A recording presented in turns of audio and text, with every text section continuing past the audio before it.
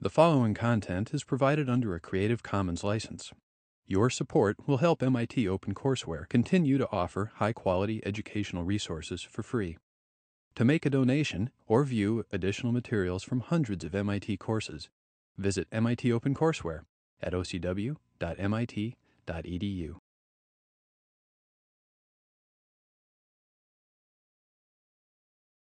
One of the ways to think about the American musical generally is to recognize that it's a distinctive, maybe even a unique American form. And with the Western movie, the two most distinctive contributions that Hollywood has made to the art of movie making. Listen to this entry on musicals, the very beginning of the entry on musicals from the Oxford Companion to Film. The history of the screen musical is essentially that of the American musical. The outstanding examples of the genre have been made in Hollywood, and only the American industry has consistently produced musicals throughout the sound era. The book was written the book was published in the early 70s, just as Hollywood movies were undergoing the transformation I've alluded to. Indeed, with the Western, the musical could be claimed as Hollywood's outstanding contribution to the history of cinema. So that's a good context for thinking both about the Westerns we'll be talking about in the next 2 weeks and about the musicals we're thinking about this week. Perhaps before we go any further, it would be useful for me to give a very quick talk about the problem of definition, because there is music in almost all films. How do we distinguish a true musical from a film that contains music? And the simplest answer is also the most obvious one. We would embrace a definition, I think, that would say that a film in which song and dance are so essential that to remove them would leave virtually nothing means you're watching a musical. And that would distinguish it then from many, many films in which musical elements may be present, even musical performances may be present, but they are not at the very essence of what the film is, and the film is not entirely dependent upon those elements, right? So a simple, straightforward definition. One way we can measure the significance, the centrality of the musical and also of the Western, because the numbers are somewhat similar for the Western. The centrality of the musical to the studio system is to look at the numbers. And between 1927 and 1947, just over 900 films, musical films were made. That's approximately 48 films a year. That's roughly 10% of the total production of movies during that period were musicals. And one of the things it shows, of course, is how steady the audience for musicals were, how stable the system became relatively quickly, allowing for the elaboration and repetition, the fuller exploration of this particular genre of movie. And you can recognize the decline, too. There are people who would argue that the musical, in its exuberance, and the American musical especially in its exuberance and optimism, represented essentially a pre-war value. And there are people who say, well, after the war, the musical began a decline. There are other explanations for why the musical began its decline, and the primary one is the one I've already implied. The studio system was breaking down, and the captive audience of millions and millions of people who went to the movies every week was disappearing. But in the period between 1949 and 1958, a much briefer period, only 23 films a year were made. They were still a significant proportion of the Hollywood output, but you can see the tremendous decline. And then in the period between 59 and 1980, only 7 films that could be named musicals a year. The genre is virtually not exactly extinct, but it's now a specialty item. And musicals continue to be made, but they are hardly part of the regular fare of moviegoers. So we can think of the musical as one of the distinctive expressions of the Hollywood studio era, and in their optimism and even in their relative reluctance to engage directly with political and social questions, they express a certain value or a certain perspective that particularly illuminates the remarkable entertainment industry that Hollywood became. I want to just say a very few words about the dominant themes in these films. They're what you might expect from this combination of music and comedy. One recurring topic is the theme of show business, right? Many musical films have as their plot. There's a kind of sub-genre of musical films devoted to the question of putting on a show. Right? And the drama of this subcategory of musicals is you begin at the beginning with the cast being assembled, and you watch the difficulties, the internal and public difficulties that the show has getting on the boards, right? And one very common, this is derived in some sense from forms of musical performance that existed on Broadway before they migrated to Hollywood, before they were adopted and adapted by Hollywood. So, and what's embedded in this show business theme, for example, are larger themes, and one of them is the theme of community. In other words, you'll see a very concrete and dramatic articulation or dramatization of these principles in Singin' in the Rain this evening. All of the themes I'm talking about now, you will find, I think, expressed, dramatized with great authority and wit in Singin' in the Rain. So the idea is that this putting on of a show means that you have a community of people who have to get along together. And what is discovered in the tensions and problems that begin to develop there are things that have to do, if we jump down in my categories to the next one, not to high culture popular, but to the next one, to class or position, you can see that in some sense the theme of community leads also then, at least implicitly, into an interest in the questions of hierarchy as against questions of talent, right? And what's right? In other words, I'm the important singer, but my understudy has the better voice. What's the tension there? What's going to happen there? And you'll see how this theme, with wonderful comic energy, plays itself out in Singin' in the Rain. But what I want you to recognize as embedded in that theme is not only what I'm calling the theme of community or the theme of class, right? Social class or social hierarchy or social position, and the tension between individual talent and social position, which repeatedly expresses itself, at least implicitly, in these musicals. What does this say? That the musicals do have, at some level, a kind of implicit political subject matter, that they're often about democracy or about how to get along. And in fact, during the recent most recent crisis of partisan disagreement in Congress, I was thinking, gee, if I could send them a couple of musicals, and if they pay attention to them, maybe they could get along too. Probably too hopeful an idea, but there is a political dimension to the drama, even to the confined drama of putting on a show, that some very good musicals bring to the surface. Another central theme is the one I skipped over, the conflict, often a tension or a conflict between high and popular culture, with Hollywood and the musical film almost always standing on the side of the popular as against the moribund and pretentiously sclerotic, old-fashioned, older forms. And they often create a kind of cartoon of the older forms in order to celebrate their own energy, but this tension is a recurring one in musicals, and you'll see versions of these themes in both the musicals that are on our roster for this evening. Finally, implicit in what I've been saying is the theme of convention and restraint versus spontaneity, energy, what we think of as the natural. And I'll say more about this tonight when we talk about the dance sequences in Singin' in the Rain, but at the moment, just let me emphasize the extent to which this principle of a kind of conflict between what is handed down, what is conventional, what is expected, and what is dictated by your spontaneous needs, desires, sense of joy is a constant source of tension and energy in many, many musicals, and is one of the central organizing principles of Singin' in the Rain. And we'll come back to that tonight when I talk more fully about that film. Well, what I'd like to do with the time I have left is try to illustrate, in a certain way, two different things. And they're partly in conflict, but they're the kinds of, and therefore, in some sense, I'm simplifying, but it's an intellectually justifiable simplification.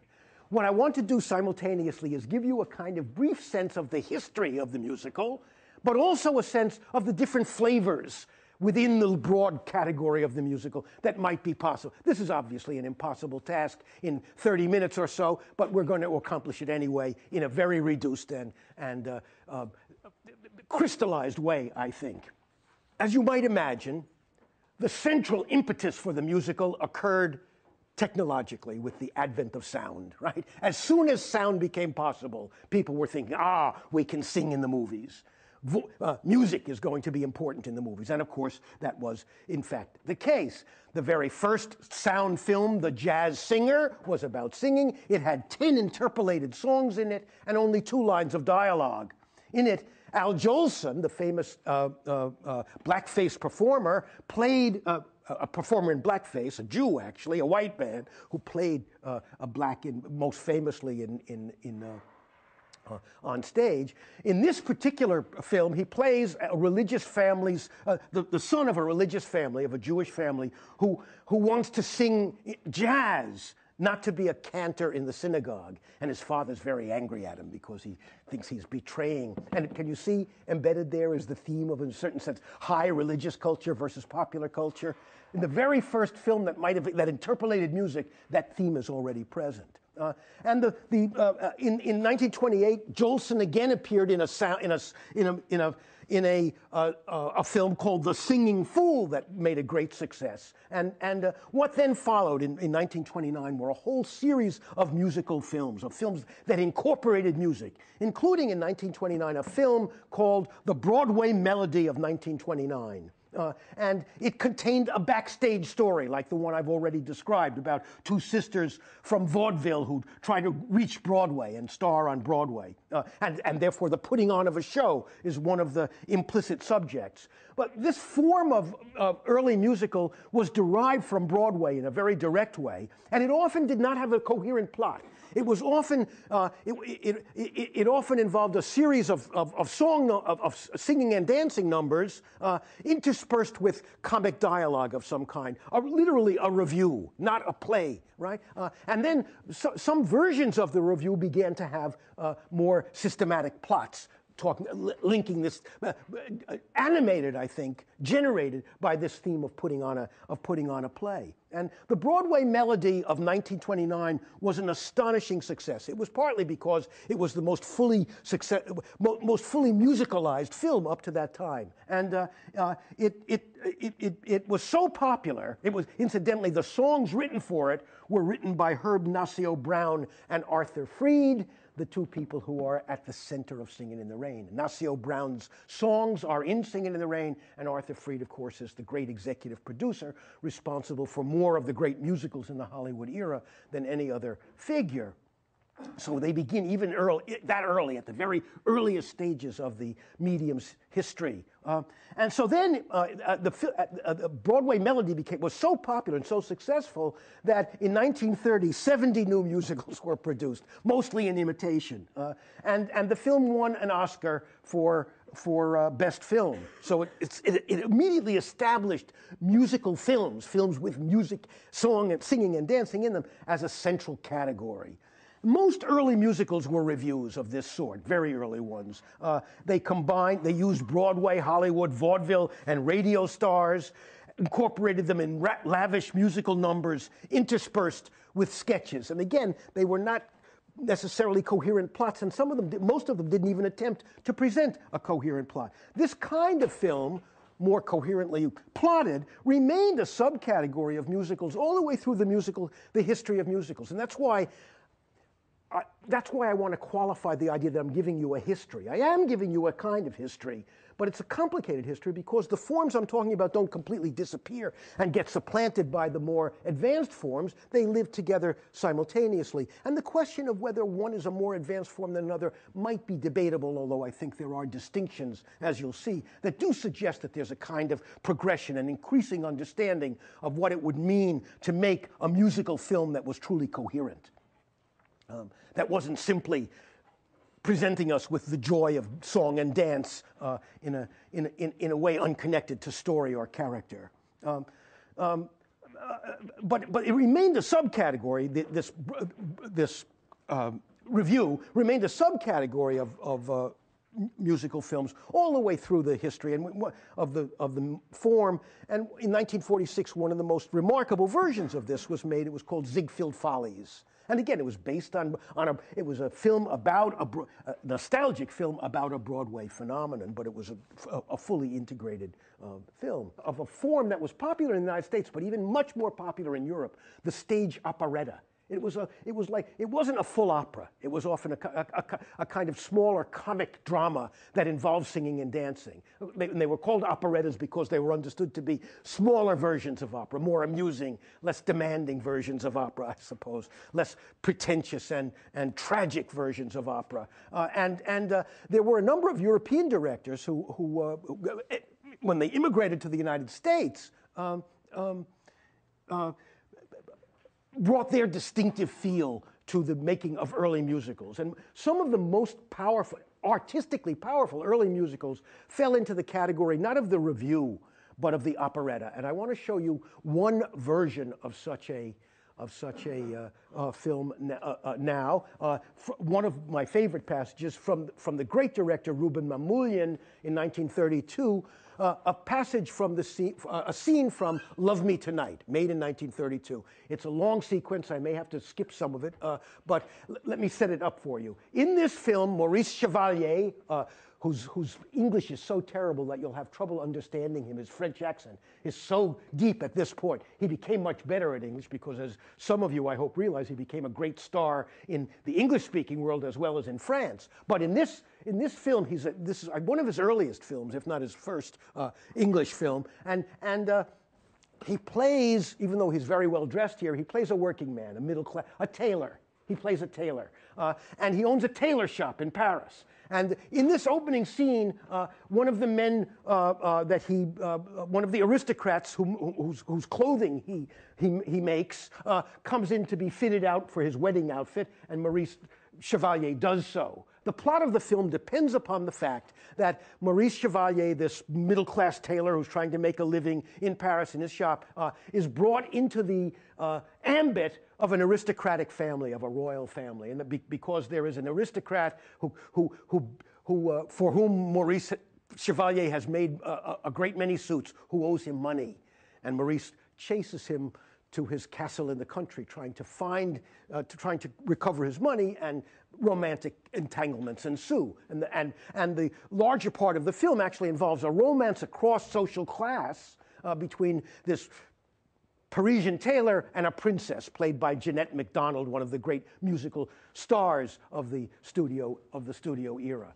So here is a scene from very early in Love Me Tonight. All right.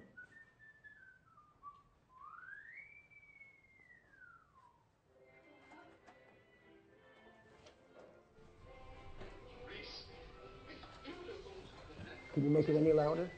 Can you hear it? It's like poetry in a book. Oh, how beautiful I look. The love song of the needle united with the thread, the romance of the season. So clear that I could win. Oh, Emmy. Oh, you're a magician. Isn't it romantic? My face is glowing. I'm energetic. The art of sewing. I find poetic. My needle punctuates the rhythm of romance. I don't give a stitch if I don't get rich. A custom tailor who has no custom is like a sailor. No one will trust him.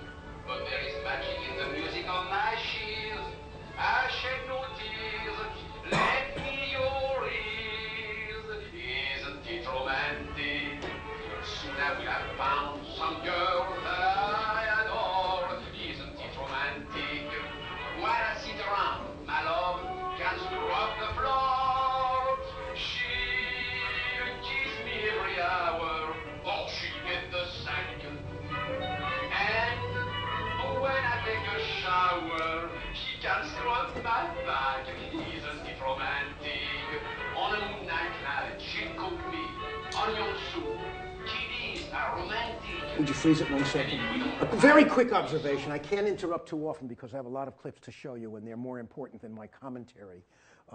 But let me remind you that even at this very early stage in the history of the musical, look at how visually sophisticated Mamoulian is, because and pay attention as the sequence goes on, but look at how he's working with the mirrors here and how it's doubling what it does to your sense of perspective and your sense of the environment of the shot. This is a visually sophisticated, very thoughtful, artistically manipulated camera, and it's Mamoulian's work. So very early in the history of the music, we're already getting visually subtle effects.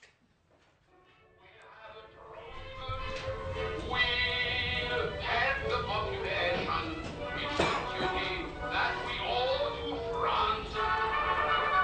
Isn't it romance? Isn't it romantic? Da-da-da-da-da, a very catchy strain. Isn't it romantic? Da-da-da-da-da. Oh, I forgot my cane. Oh, thank you very much. I will fix your tie. Da-da-da-da-da-da-da-da. Goodbye. Isn't it romantic? Da-da-da-da-da. Oh no, I need some air. Isn't it romantic? At last I've got a fare. Railroad station. Not too fast, I hate to take a chance. Isn't it romance? Isn't it romantic? To fly around the town. Isn't it romantic? Da-da-da-da-da. I think I'll take that down.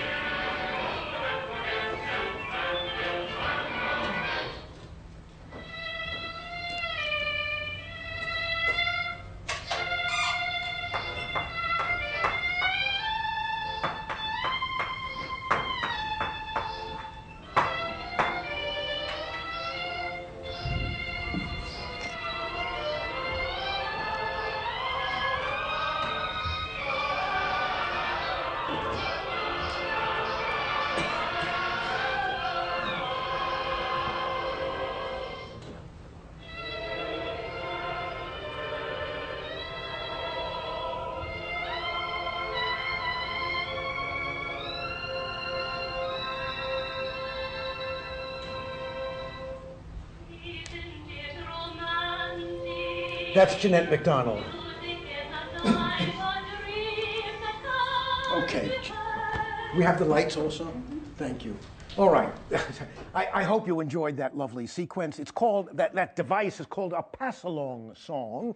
I've written it on the board. And you can, and I won't say more about how witty and wonderful the film is, except to suggest that apart from its wonderfully amusing and witty qualities, I hope you implicitly recognized why I took the time to describe the plot to you. Because what does the music do? What does this song do in this early part of the film? It predicts the plot. It predicts the story. It carries the story into the countryside to the very castle where the plot will take Maurice from Paris later in the story. And not only that, what is dramatized by the way in which this song moves from tailor to aristocratic, well-dressed man to composer, artist, to cab driver, to soldier, to gypsy, to Princess Jeanette. And also that it covers physical territory, as well as but it crosses social barriers. It crosses it crosses particular social classes. It crosses differences of gender. Right? It crosses ethnic difficulty. What does it say about music? Music creates community. Music is democratic. Music can overcome barriers, which is going to be ultimately the message of the film itself. So it's an immensely subtle, crystallized moment in the film, and it has all kinds of powerful thematic implications for later in the film, apart from the fact that it's a wonderfully rich introduction to the primary character and to the joys of music. Reality is, however, that until the advent in something like 1933 of work by Busby Berkeley, the great choreographer and director, working at this stage primarily for the Warner Brothers studio, did we begin to see forms of the movie, forms of film, forms of cinema that were uniquely adapted to the nature of music itself. That is to say, Busby Berkeley became a legend in Hollywood for the immense extravagance and elaborateness of his dance numbers and of his production numbers. Right? They were an elaboration of something that was popular in the Broadway theater before the advent of movies. But what Berkeley did was take this tendency of the Broadway theater and cinematize it in a certain way. We can get some sense of what Berkeley was like, what Berkeley's work is like, by talking about the way in which he created a new attitude toward film spaces. He loved to create receding arches and doorways and even waterfalls, and to destroy what we might call theatrical space by exploring the camera's powers coupled with the power of editing now linked to rhythms of music. So he created essentially a choreography for the camera. No seated audience could have had the views and experiences that the Busby Berkeley production numbers began to provide. And there's a moment in Singing in the Rain tonight that explicitly recalls this tradition of the musical. There's a moment in which a character in the film has a megaphone, and the front of the megaphone dissolves into a circle of costumed dancers. In a sequence called Beautiful Girls. That's the name of the number. And that whole number is an homage to this Busby Berkeley tradition. Well, there were certain disadvantages to the Berkeley strategy. One of them was that, especially in the extremity with which he began to pursue his expressive aims, he began to sort of dematerialize his women. He began to objectify them. And many of his films, many of his production numbers literally objectify parts of a woman's body, especially breasts and bottom and legs. Right? There's almost, in a certain sense, a kind of dehumanizing impulse in which the human figures, especially when he often would use cameras that would rise very high. Look, he invented a shot called the Berkeley Top Shot. Often cut a hole in the ceiling of the places in which they were filming so he could move up higher. And he would film from so far above that the individual lineaments of bodies would disappear and only the patterns that they made appeared. What he anticipated was MTV and forms of expressive filmmaking that severs a musical experience or an audio-visual experience animated by music, driven by music, from subject, from plot, from story. In other words, there's something in one sense very visionary about what Busby Berkeley was doing. But of course, he was doing this often always in the middle of films that had stories and characters. And one of the issues in his films were the production numbers were far more lavish, interesting, and witty, and aesthetically energized than the stories that carried them. And it was really, in a certain sense, the stories were really the platform to generate these kinds of performance. So the films were not as aesthetically coherent as one would like, but they were full of these astonishingly expressive musical numbers, audiovisual experiences. And let me just show you one that will give you a sense of his extravagance, even of his more than of his extremism in a certain sense. Although that's part of the pleasure we take in how far he can go. There's something deeply camp deeply campy about Busby Berkeley's choreography, and he reveled in these kinds of gestures. But here is one of the most famous of the, although not by far the most extreme or ridiculous of these kinds of gestures, from a film Berkeley made in 1933 called 42nd Street.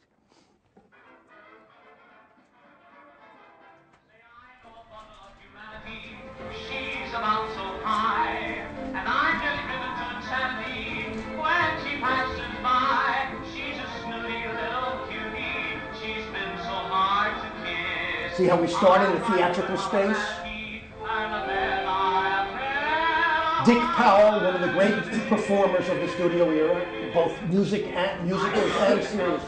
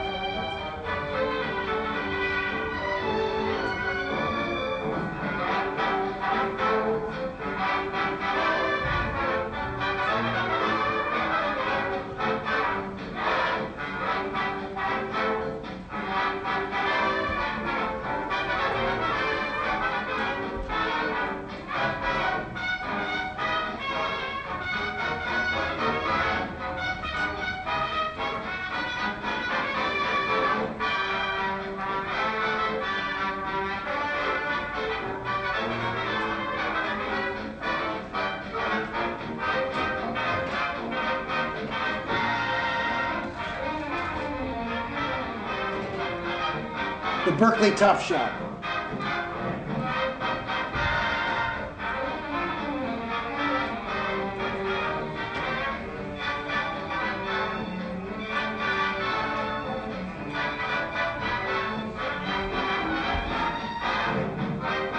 See how he's moved to a kind of abstraction here?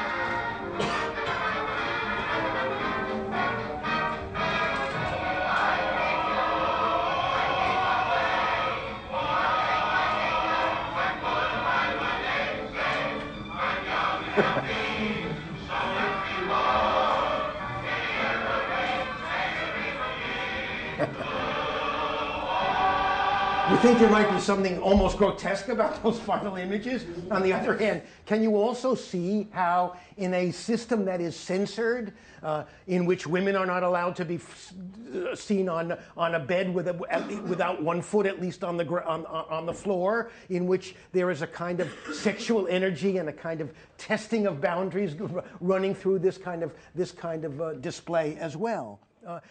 We're running out of time, and I have another even more magnificent sequence to show you to finish out this attempt to give you at least a quick flavor of the varieties of experience available in the musical before we look at a fully integrated musical this evening with Singin' in the Rain. Let me say very quickly then, to jump to the bottom, the final aspect of this is what Arthur Freed and his cohorts articulated as the idea of a musical that would integrate sufficiently music and dance with character and story in a way that would be coherent. And the musicals made under Arthur Freed's direction, often called the Freed Unit at MGM, tried to satisfy this criterion. They were, in many ways, more coherent in terms of the relation between the singing and the dancing and the story than these earlier forms were, although they were often less imaginatively expressive in some cases. Although this is not true, I think, of Singin' in the Rain.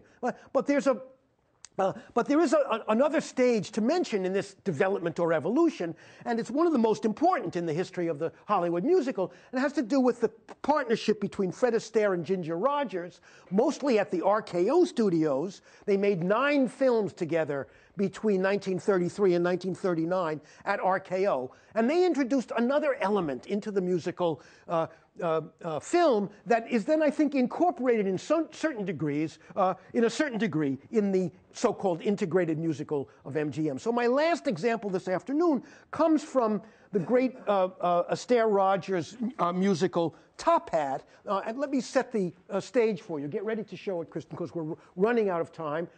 The situation is this, and it dramatizes even more fully the idea that there are potentially sexual tensions, sexual themes embedded in the experience of watching a song and dance musical.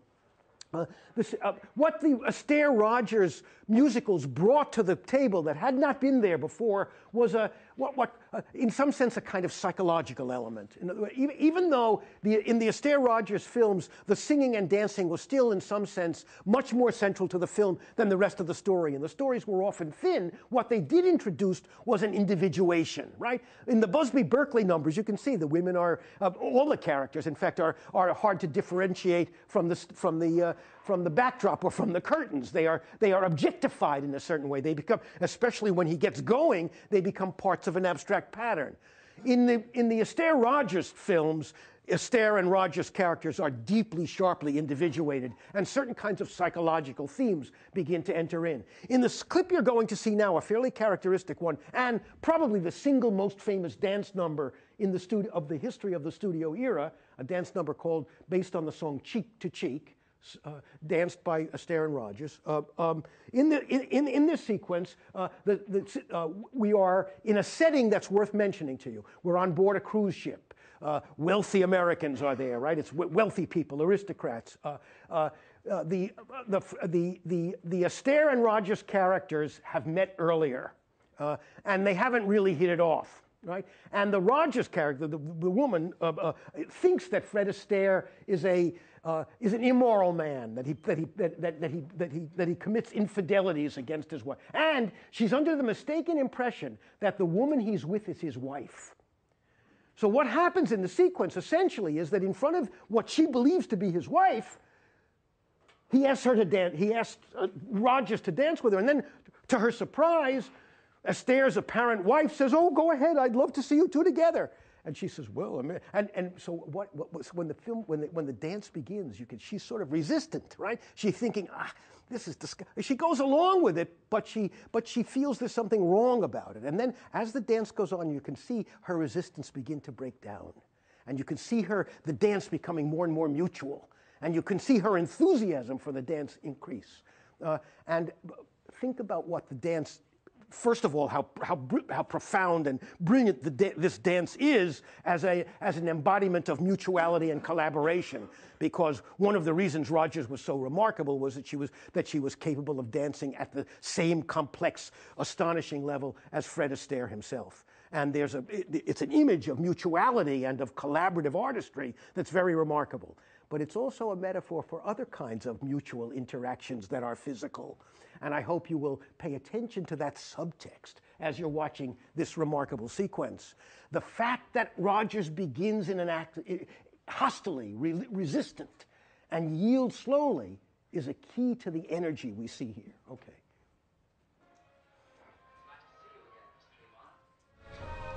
Ginger Rogers. You robbed me of the pleasure of introducing you to. You've already met. Now remember, Ginger is mistaken about this. Fred's not really married to her. And of course, that's a typical Hollywood trick because we're able to enjoy the frisson of infidelity and of the idea of straying from your wife, but it isn't really true. I don't know what I'd do without her. Oh, that's sweet of you, darling. But you two run along and dance and don't give me another thought. That's what I'm afraid of.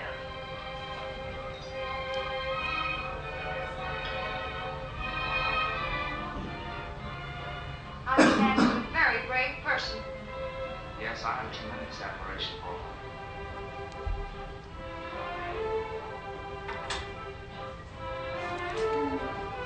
You see how the misunderstanding adds a tremendous sexual energy, wit to the scene?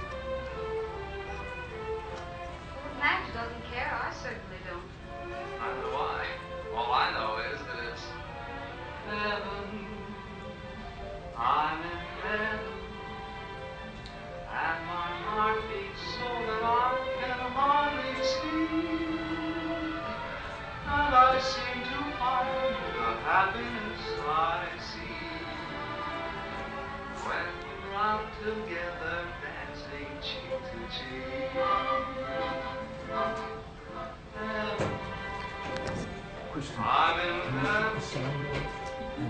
I'm in heaven. I'm going to do a terrible damage to this. Keep watching as I'm talking and imagine you hearing the song, right? But because we're running out of time, I don't want to lose our energy and I don't want to keep you over. So this dance continues. As you'll see, it's quite a long sequence. And he's singing to her in his reedy, really not a very good singer, is he? Doesn't seem to matter. But one of the things you should watch is the way they move out of a crowded space into a more private space. And how the intimacy of their and how the dance partly stops for a moment, then it resumes, and then they move. They move, as you'll see in the sequence. They move into a space that's completely private, and if you watch her expression, you can also see that she's beginning to yield, that she's beginning to become enthusiastic.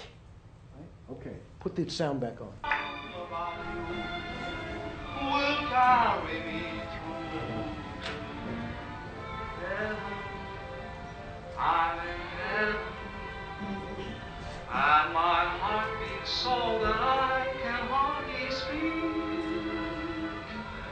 and I seem to find the happiness I seek when we're out together dancing cheek to cheek.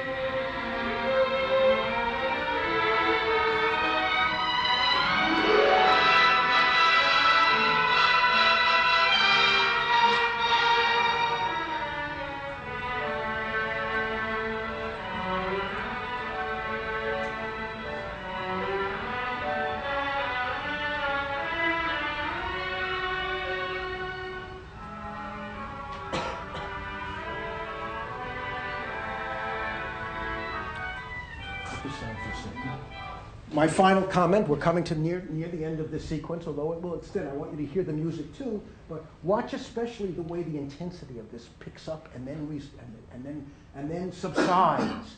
Ask yourself what rhythms are being implicitly dramatized here, and then why at the very end it's time for a cigarette. Okay.